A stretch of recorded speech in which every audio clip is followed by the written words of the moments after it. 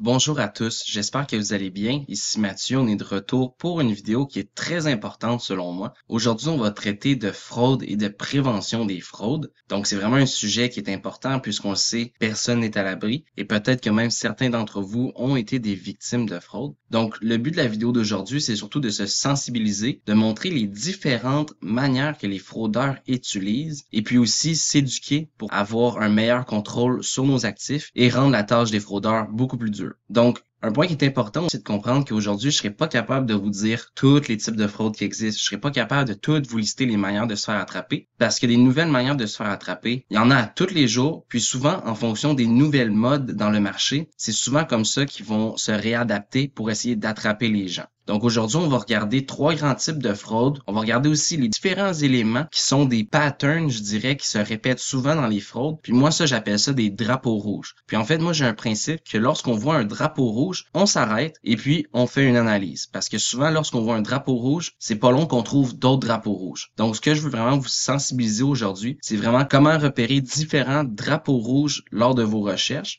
Puis si jamais vous arrivez dans une situation où il y a un drapeau rouge qui se présente, vous allez être outillé pour vraiment savoir comment réagir et s'assurer que vous ne vous faites pas attraper. Donc, pour débuter, en fait, les trois manières de se faire frauder, c'est souvent en lien avec une fausse plateforme, c'est souvent en lien avec du drainage ou le dévoilement d'une phrase secrète. Puis ça, en fait, ces trois éléments-là, c'est tout le temps des éléments qui sont liés à l'action humaine. Donc, ce que je veux dire par là, c'est que les fonds dans un portefeuille crypto ne font pas juste s'en aller par magie. C'est tout le temps parce que soit nous, on envoie des fonds, soit on a signé une mauvaise transaction ou qu'on a eu une faille de sécurité au niveau de nos phrases secrètes. Donc aujourd'hui, je vais vous montrer différents cas en même temps de vous expliquer les fraudes. Puis vous allez voir, c'est toujours lié à un manque de vérification ou au fait qu'on a fait confiance à des personnes qu'on n'aurait pas dû. Donc c'est vraiment les règles d'or. Puis si vous pouvez repartir en sachant les trois règles d'or d'aujourd'hui, en fait, mon travail va être fait. Et la première règle, en fait, c'est de jamais envoyer d'argent à un inconnu. On ne clique jamais sur un lien qu'on n'a pas fait la vérification. Puis aussi, un bon truc de bonne pratique, c'est de toujours attendre 48 heures avant de faire une action. Donc ça, ce que ça nous donne le temps, c'est que ça nous donne le temps de redescendre en termes d'émotion. Ça nous donne aussi le temps de vérifier, de voir si ce qu'on fait est correct. Donc on peut avoir le temps de valider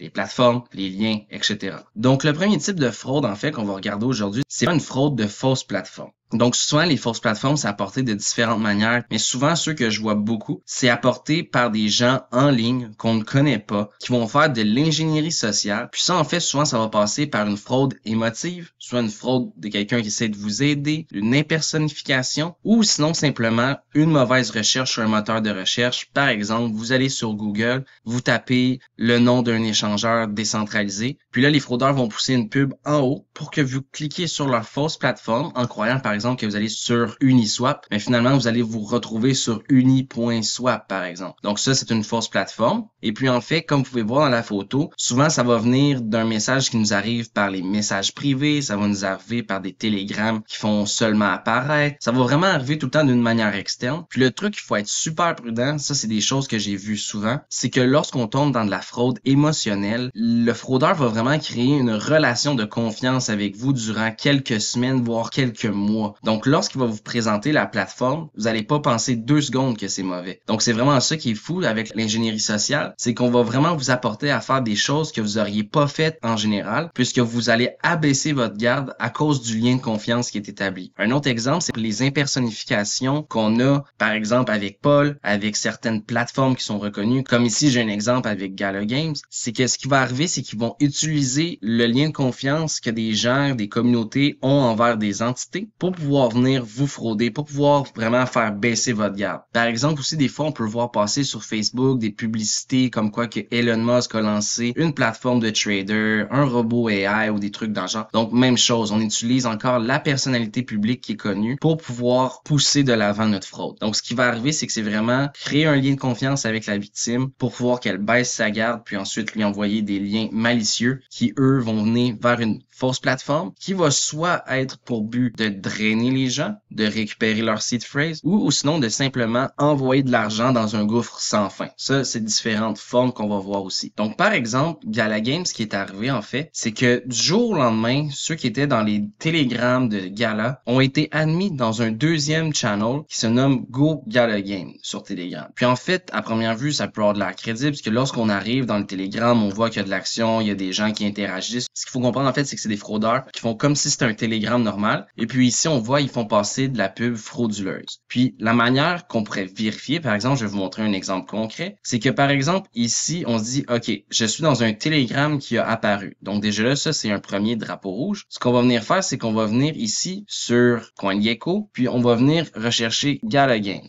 Une fois sur Gala Games, on voit qu'on a accès à tous leurs liens officiels. Donc, par exemple, leur Telegram. Donc, je vais venir cliquer ici sur Telegram. Puis, ce que je me rends compte, c'est que ici, le URL Go Gala Games, c'est en fait le nom que eux ont donné à leur channel parce qu'ils se disaient que ça va apporter un certain lien de confiance. Puis, si on regarde ici, eux, leur URL, c'est Gala Games-en-bas official. Il manque même un L. Donc, ça nous dit déjà que le URL dans quoi qu'on s'embarque pour le Telegram, ce n'est pas un bon URL. Donc, déjà là, on a un premier gros drapeau rouge. Ensuite, ce qui arrive, c'est que lorsqu'on regarde, par exemple, le blog, ici, par exemple, ils ont mis un tutoriel pour nous montrer comment faire. Donc, on va dire qu'on se rend jusqu'à cette étape-là. Donc, on se rend ici, on arrive sur Medium, puis on se rend compte que l'écriture, de la manière que c'est présenté, c'est pas très professionnel pour Gala Games. Donc, encore une fois, on vient ici sur CoinGecko, on vient voir ici dans les websites, les blogs. Donc, je clique sur blog, puis c'est drôle, ça m'apporte sur Medium, puis ici, ça a l'air beaucoup plus professionnel. Donc, ce que j'essaie de vous dire ici, c'est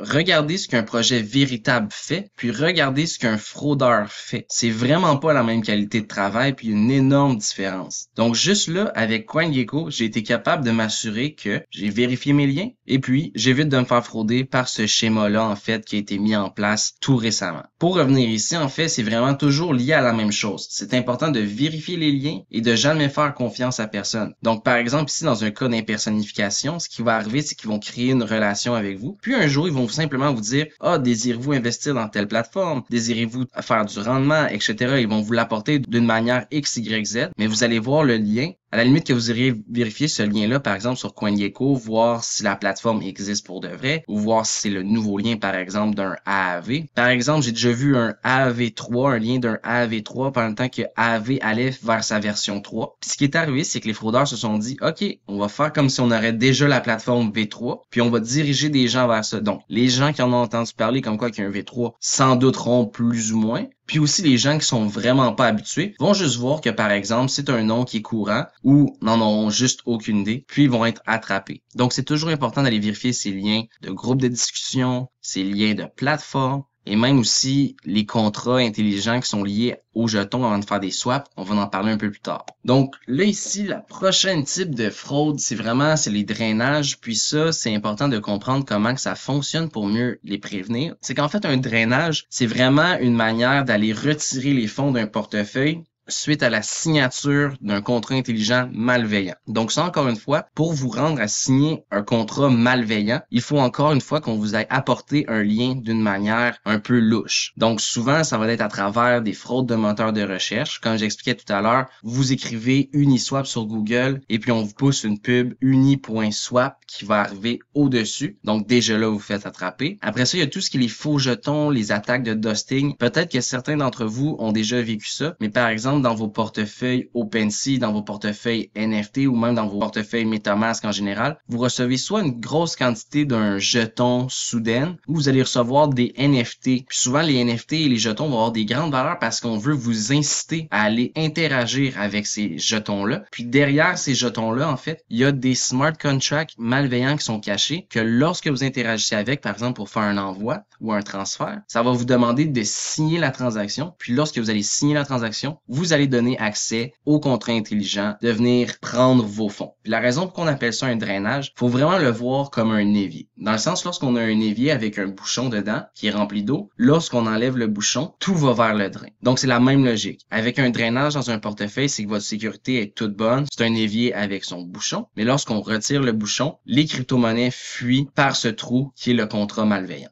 Puis ça, en fait, lorsqu'on est victime de drainage, une chose qui est vraiment importante, c'est aussitôt qu'on s'en rend compte, c'est important d'aller révoquer les transactions. Puis ça, si par exemple c'est votre cas, que vous avez déjà été drainé, assurez-vous d'écouter la fin du vidéo pour voir comment révoquer les transactions parce que c'est vraiment un élément qui est important pour s'assurer que le portefeuille n'est plus à risque. Puis même si les transactions ont été révoquées, moi, je recommande toujours de faire un changement de portefeuille, c'est-à-dire de transférer ces fonds qui n'ont pas été volés vers un nouveau portefeuille que lui, on sait qui est sécuritaire. Donc, je vais vous montrer un peu à la fin comment s'assurer qu'on est en sécurité et qu'on a les bonnes pratiques. Donc, le dernier type de fraude, c'est vraiment tout ce qui est dévoilement de la phrase secrète. Puis encore une fois, ça va toujours être amené d'une certaine manière où ce que vous pourriez vous vérifier. C'est-à-dire, ça va être soit par des fraudes d'aidants, ça va être soit par des fausses plateformes. Ça va être toujours pour faire une action que vous n'avez plus le contrôle, en fait. Parce que, par exemple, si vous allez chercher de l'aide à un aidant, c'est parce que vous êtes en mode stressé, vous cherchez une solution. Donc, à mesure que la personne va vous donner un lien pour trouver une solution, vous allez cliquer dessus et faire les étapes. Donc, ça, c'est vraiment dangereux. Par exemple, ici, on voit une discussion qu'il y avait sur le forum Near. C'est quelqu'un qui parle comme quoi qu'il y a un problème. Puis ici, tu as un faux admin qui est venu porter un lien. Puis on voit ici, ce lien-là nous mène à un endroit où il nous demande de rentrer notre recovery phrase de notre Trust Wallet. Donc, déjà là, c'est un gros nom. Puis ici, vous voyez, il propose même d'avoir MetaMask. Donc, peu importe l'option que vous auriez pris, il vous aurait demandé de rentrer vos seed phrases comme si ça allait vous aider, ce qui est un gros nom. Donc, en fait, les fraudes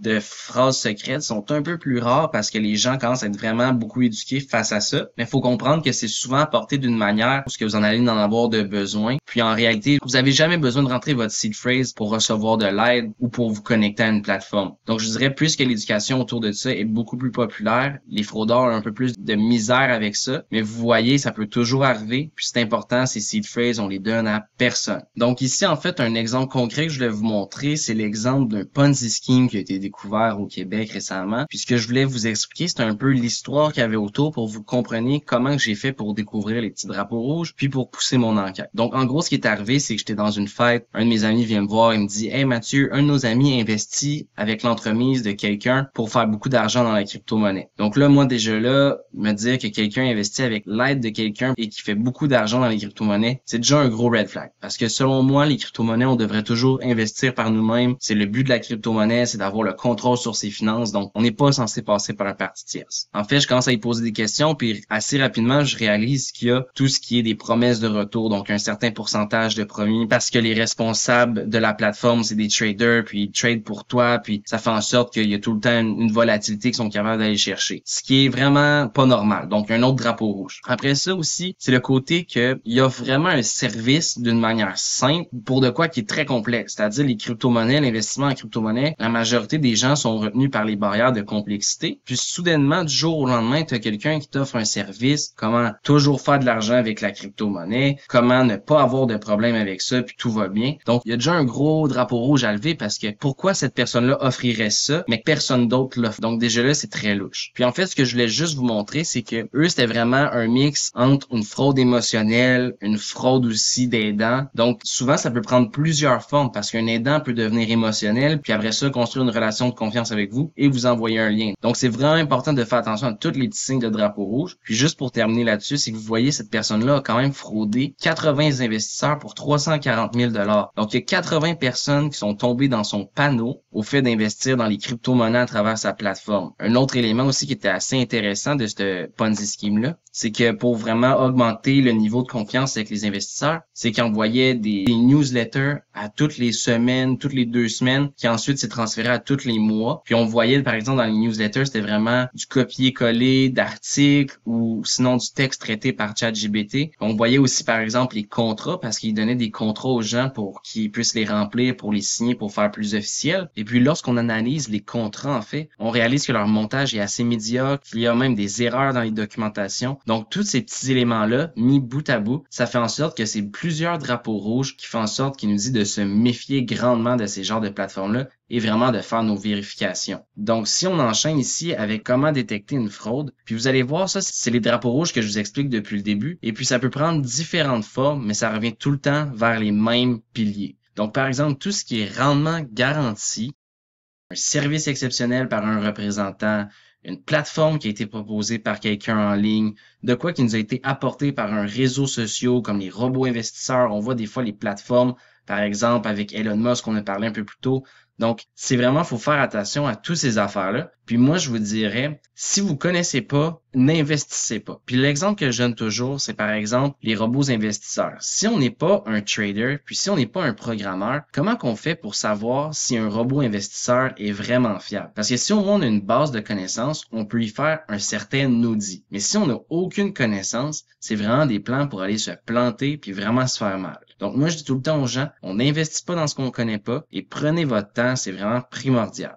Et puis maintenant, de l'autre côté du spectrum, les drapeaux verts, quelles sont les bonnes pratiques vraiment à suivre, quelles sont les bonnes actions à faire pour s'éviter des fraudes? Mais en fait, c'est toujours aller vérifier ces liens. Comme vous avez vu, c'est toujours des erreurs de lien ou de vérification. Donc oui, le lien peut être apporté de différentes manières, mais si à la base, on vérifie toujours nos liens, on est censé être en sécurité. On fait aussi la même chose avec les contrats lorsqu'on s'en va pour faire des swaps. C'est vraiment important de s'assurer d'interagir avec les bons contrats. Ensuite, on garde tout le temps nos discussions dans les forums publics. Souvent, quand on va dans les discussions privées, c'est là où les fraudeurs peuvent essayer de prendre avantage sur nous. Puis c'est aussi souvent là qu'on est le plus manipulable. Donc si vous gardez vos discussions dans les forums publics, c'est beaucoup plus dur pour eux de venir vous donner des liens frauduleux. Puis aussi souvent, ça arrivera pas dans un forum public, ça va toujours arriver en discussion privée, souvent suite à une demande d'aide dans un forum public, souvent suite à des discussions dans un forum public. Mais en gros, si vous n'avez pas sollicité la discussion privée et que quelqu'un vous contacte en privé, c'est un gros drapeau rouge. Puis ça va un peu ici à ce que je disais. Si quelqu'un vous contacte en message direct sans l'avoir demandé, on se tient loin de ça, donc on est sûr d'être en sécurité. Si vous avez des doutes, ça coûte rien d'aller vérifier. Connectez-vous à des groupes Discord de confiance, à des groupes de recherche. Par exemple, on a le groupe de Discord du groupe de recherche que nous, la communauté, s'entraide tout le temps lorsque des gens ont des doutes. Donc, c'est vraiment ça le but. Si on n'est pas capable de faire nos vérifications, c'est important de s'entourer de gens de confiance qu'on sait qui peuvent nous aider.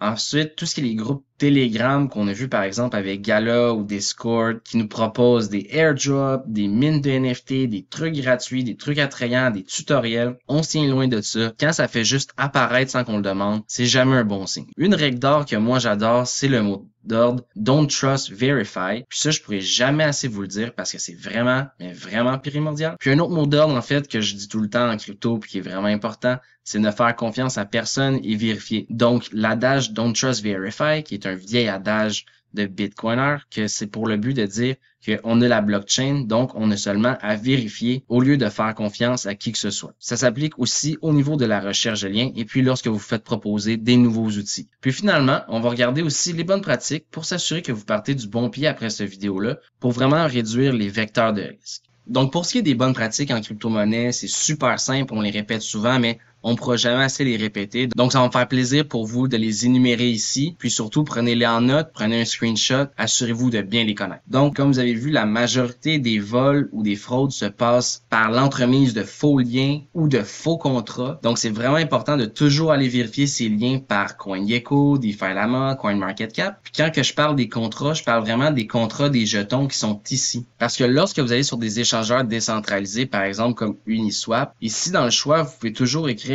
le nom de la crypto ou vous pouvez venir aussi mettre le contrat directement qui est lié au jeton par CoinGecko. Puis ça, pour moi, je trouve ça beaucoup plus sécuritaire parce qu'on s'assure d'interagir avec le bon contrat, donc le bon jeton. Donc, c'est pour ça, toujours vérifier vos liens et vos contrats sur CoinGecko. Ensuite, moi, un truc que je crois qui est vraiment nécessaire, c'est d'avoir l'utilisation de plusieurs portefeuilles, physiques et digital. Parce qu'en fait, l'idéal, c'est toujours avoir un portefeuille qu'on va utiliser comme coffre-fort. Donc, par exemple, un Ledger, on peut l'utiliser comme coffre-fort. Et puis après ça, on va toujours prendre un autre portefeuille unique pour les transactions. Donc, ce qui va arriver, c'est que lorsqu'on va vouloir se connecter à une application décentralisée, par exemple Uniswap, moi, ce que je fais toujours, c'est que j'ai mon wallet avec mon coffre-fort, que lui, par exemple, la seule chose que je peux faire, c'est sortir des fonds vers un portefeuille transactionnel. Donc, j'envoie mes fonds vers mon portefeuille transactionnel. Une fois dans le portefeuille transactionnel, je vais me connecter à des applications comme Uniswap pour faire des swaps. Un coup que mon swap est fait puis que je veux mettre ces fonds-là en sécurité, je les envoie vers mon coffre-fort. Si un jour je veux vendre des actifs qui sont dans mon coffre-fort, je les envoie vers mon portefeuille de transactions et je fais des transactions avec mon portefeuille de transactions. Puis ça, ce que ça fait, c'est que ça nous permet de séquestrer les fonds. Par exemple, si le portefeuille de transactions se ferait drainer, mais tout ce qui est dans le coffre-fort ne sera pas attaqué. Donc, c'est vraiment important de comprendre qu'on peut séparer nos portefeuilles, puis surtout que d'en avoir plusieurs pour différentes actions, ça nous permet de vraiment rester en sécurité. Puis si jamais on se fait attaquer, les dommages sont très limités rapidement. Après ça, on peut aussi tout retirer les vieilles permissions de vieilles plateformes, de vieux contrats. Donc ça, je vais vous montrer avec Revoke Cash à la dernière partie du vidéo. On a aussi le fait de ne jamais trader par ennui ou de faire des actions par ennui. Je sais que des fois, le marché peut être plate comme un peu en ce moment, puis qu'on a le goût de faire des rendements, on a le goût que ça bouge en fait. Mais je vais vous le dire comme ça, les plus grandes fortunes que j'ai vues se perdre sont souvent celles que des gens n'étaient pas patients à ce qu'il y ait une montée de marché par le bull run, ou justement, c'est parce qu'ils ont commencé à vouloir s'occuper, faire du trading, faire du stacking, et puis là, soit qu'ils perdent leur fonds en faisant des trades, soit qu'ils font des actions un peu saccadées, commencent à minter des NFT, commencent à se mettre dans plein de protocoles DeFi, et puis là, il y a une fraude, une mauvaise protection, et puis là, les fonds se font drainer. Donc, c'est vraiment triste de voir que des fois, des gens par ennui vont essayer d'aller faire des actions qui, ça, va les mettre beaucoup plus dans le pétrin que de juste avoir été assis sur leurs mains à attendre. Donc, si je peux vous donner un petit conseil, ne faites rien par ennui et soyez 100% concentré lorsque vous faites des actions. Finalement, j'ai remis Don't Trust Verify parce que j'y crois mordicus. Une des meilleures pratiques en crypto, c'est de toujours vérifier, c'est de jamais faire confiance à personne dans tous les cas. Donc, je vous le redis et je vous le redis, Don't Trust Verify. On a aussi la fameuse règle des 48 heures que j'ai dit dès le début du vidéo. Donc, on laisse retomber les émotions, on se donne le temps de faire des recherches et puis tout va bien aller. Une autre bonne pratique qu'on entend souvent, c'est de ne jamais envoyer de l'argent à un inconnu. Puis je le répète, puis ça, c'est peut-être pas un élément qui est bon pour vous, mais il faut que vous sensibilisez vos proches à ça, en fait. Puis avec ce vidéo-là, en général, c'est vraiment ça. Il faut que vous sensibiliser vos proches à ces bonnes pratiques-là, puis aussi à détecter les drapeaux rouges. Finalement, on clique jamais sur un lien qu'on n'a pas vérifié. Même si c'est un tutoriel de airdrop, même si c'est pour avoir quelque chose de gratuit dans les prochaines 48 heures, on ne clique jamais dessus. Le but, c'est, on voit le lien, on se dit, OK, est-ce que ça m'intéresse? Parfait, je fais mes recherches. Donc, on clique pas dessus, on recherche en premier. Puis finalement, quoi faire en cas de vol, ce qui j'espère ne sera pas votre cas suite à cette vidéo-là, puisque maintenant vous êtes équipé pour pouvoir détecter les fraudes. Donc, en gros, la première étape, ça va toujours être d'aller révoquer ces transactions avec soit Revoke Cash, ou aussi avec Etherscan, ou si vous êtes sur une autre blockchain, vous pouvez aussi les révoquer avec l'Explorer en soi. Mais Revoke Cash, ce qui est le fun, c'est qu'il prend en charge plusieurs chaînes, puis c'est une manière assez rapide d'aller révoquer ces transactions. Puis même les gens qui sont pas en mode de drainage présentement, d'aller révoquer ces transactions, comme que je disais tout à l'heure, c'est vraiment une bonne pratique en général. Donc, par exemple, je vais vous montrer à quoi ça a de l'air. Je me connecte ici à mon MetaMask. Puis là, on voit un coup que je suis connecté. Vous voyez ici, là, j'ai des transactions que je pourrais venir révoquer assez rapidement. Donc, en fait, lorsque vous allez cliquer sur révoquer, on va vous demander de signer une transaction et de payer quelques sous pour fermer ce smart contract-là. Donc, ça se peut que ça vous coûte quelques dollars pour pouvoir tout révoquer. Mais en gros, c'est vraiment important de faire ça parce que ça, les contrats qui sont ouverts comme ça, par exemple, s'ils se feraient hacker, c'est qu'ils ont la possibilité de venir chercher des fonds dans votre portefeuille à vous. Donc, c'est vraiment important. Mais par exemple, dans un cas, comme je vous expliquais tout à l'heure, si j'ai un compte de transaction et si j'ai un compte de coffre-fort, ben en fait, c'est mon compte de transaction que lui va avoir des contrats ouverts, par exemple, que je pourrais aller révoquer. Mais si j'ai jamais de fonds dedans, outre lorsque je vais faire des transactions, en fait, même si le contrat se ferait attaquer puis il essaierait de me drainer, ben ils vont drainer un compte qui est vide parce que moi, de toute façon, je l'ai mis dans mon coffre-fort. Donc, c'est vraiment cette logique-là que quand je vous dis de séquestrer les fonds, c'est autant pour que si vous faites drainer sur le moment ou vous faire drainer dans le futur à cause que la plateforme que vous avez utilisée s'est faite hacker, par exemple. Donc, c'est vraiment important d'être prudent pour ça. Ici, en fait, toujours isoler les fonds qui ne sont pas affectés parce que vous allez voir, si vous faites drainer, par exemple, vous signez une transaction, on va dire, pour Gala Games, ben ils vont commencer par drainer Gala. Après ça, ils vont drainer les autres crypto-monnaies au fur et à mesure. Mais si vous réalisez assez rapidement que vous faites drainer, ben en allant révoquer, ça va fermer le contrat, puis là, il va y avoir encore des fonds qui n'ont pas eu le temps de se faire drainer. Ça, la première étape, selon moi, c'est d'ouvrir un nouveau portefeuille, puis de tout de suite envoyer vos fonds sur ce nouveau portefeuille-là. Même si vous avez rebouché le trou avec un bouchon en faisant la révocation, mais il reste que c'est un évier qu'on a déjà eu un bouchon qui s'est enlevé. Donc, on est mieux se partir un nouveau portefeuille, puis repartir sans risque. Ensuite, un coup que les fonds ont été isolés, c'est important de trouver votre faille de sécurité. Parce que si vous corrigez pas la faille de sécurité, ça se peut qu'elle soit toujours présente, puis que même si vous transférez vos fonds, ben c'est une question de temps avant que vous retombiez encore dans le piège ou que vous signez encore une mauvaise transaction. Donc, c'est important de trouver trouver sa faille de sécurité, puis de la corriger. Même si des fois ça peut être long, ça peut être difficile. Ça, le truc, je vous dirais, c'est souvent, on va regarder nos historiques, on écrit l'histoire, qu'est-ce qui est arrivé vraiment, minute par minute. Faut vraiment tout se rappeler de tout, parce que souvent les attrapes se passent dans les petits détails. Donc, par exemple, j'ai recherché tel site web sur un moteur de recherche. Oh, problème.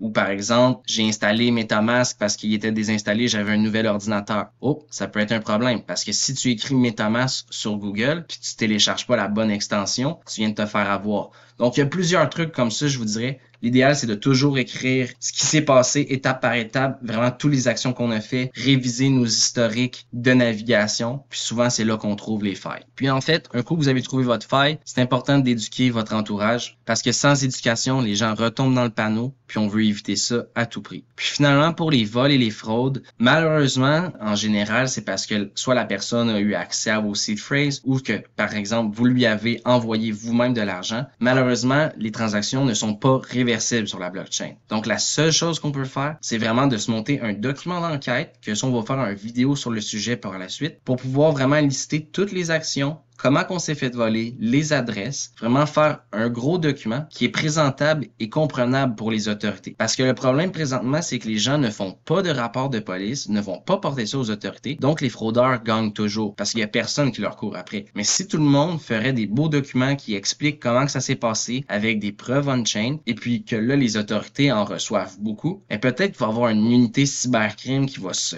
positionner là-dessus, peut-être qu'il va y avoir des gens qui vont commencer à regarder ça. Mais la réalité, c'est que si personne fait des plaintes ou qui font des plaintes qui ne sont pas comprenables, c'est vraiment plate, mais personne va se faire prendre au sérieux. Puis les criminels vont gagner toujours parce que ils ont la voie libre et puis personne n'intervient. Donc comme je dis toujours, c'est vraiment important d'éduquer notre entourage ensuite, parce que des fois, c'est pas facile lorsqu'on fait des pertes de vraiment en parler. Mais en fait, c'est souvent ces pertes-là qui vont faire en sorte que les gens vont être le plus profitables dans le futur parce qu'ils se font pas prendre à ce jeu-là. Donc, au lieu de se faire voler, ils vont être capables de conserver leurs gains. Puis j'ai souvent dit que, par exemple, on a beau faire des profits, mais si on sait pas les sécuriser, ben en fait, c'est pas des profits. Donc, c'est vraiment important de pouvoir s'assurer qu'on est en sécurité, qu'on est en contrôle, et puis que s'il y a un doute, on vérifie. C'est la règle d'or. Donc sur ce, j'espère que ça va vous aider à naviguer, à mieux comprendre les types d'attrapes. Comme j'expliquais, je peux pas tout nommer les types, il y en a toujours des nouveaux. C'est carrément leur travail d'être des fraudeurs. Et puis nous, notre travail, c'est de s'éduquer pour être plus sécuritaire. Donc j'espère que ça va vous aider. Et sur ce, je vous dis à la prochaine. Au revoir.